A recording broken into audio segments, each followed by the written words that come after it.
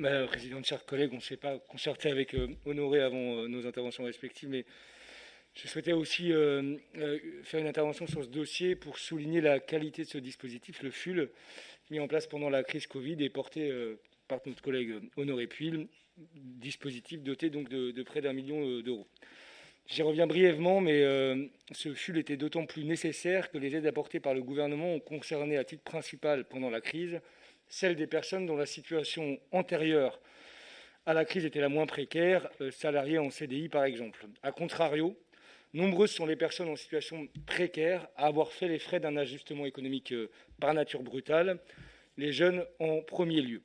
Ce sont ces derniers qui, par ailleurs, étaient et sont toujours les grands oubliés du droit commun de la protection sociale, RSA en premier lieu, mais également de nombre de dispositifs d'aide. Nous l'avons déjà évoqué dans cette Assemblée, je n'y reviens pas.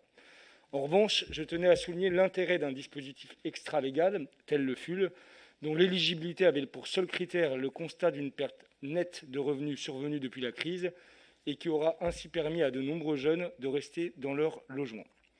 Je profite de cette délibération pour souligner que la rentrée étudiante de cette année n'est pas sans soulever de nombreuses difficultés d'accès au logement pour de nombreux jeunes de notre territoire. Les acteurs jeunesse, comme les représentants des établissements d'enseignement supérieur, nous renvoient en effet simultanément un problème d'offre autant qu'une progression importante des loyers pour ceux des logements disponibles. Cette situation appelle d'abord une réflexion d'ordre général, exogène des compétences de la collectivité. Le logement étudiant est en crise depuis longtemps, la construction de places en cité universitaire n'ayant pas accompagné, au cours des dernières décennies, la progression du nombre d'étudiants dans notre pays, singulièrement dans les grandes villes étudiantes.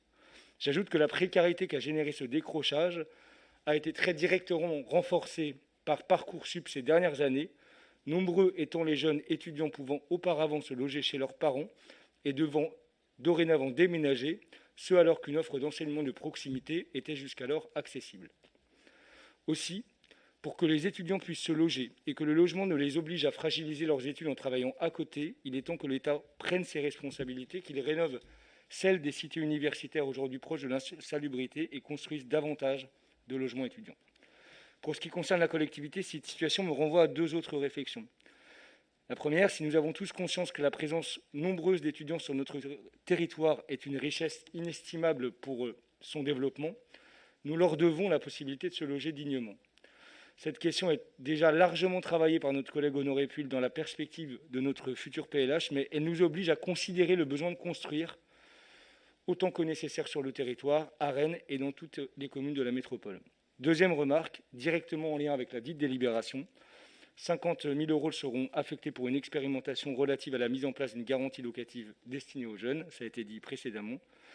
Avec Honoré Puil, nous nous sommes engagés à construire pendant le mandat cette protection pour les jeunes qui doit permettre d'insérer un peu d'égalité entre les jeunes pour l'accès au logement. Cette délibération en est la première pierre et engage un travail d'importance qui méritait, je crois, d'être souligné.